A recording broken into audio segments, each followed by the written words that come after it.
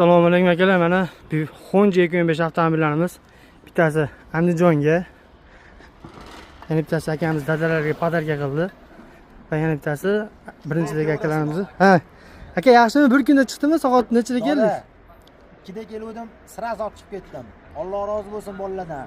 Kevarasini mana eng arzoni shu ekan, 17.100 sotilayotgan joyda mana kelishtirib 16.400 ga qilib berdilar. Baraka topsinlar. Aytganingiz va yana bittasi mana akamizga topshirdik. Bu akamiz ham andijonlik. Inshaalloh bizdan oldin mashina olgan, to'g'rimi aka? O'tgan yili ham olganmiz. Sigil olganmiz.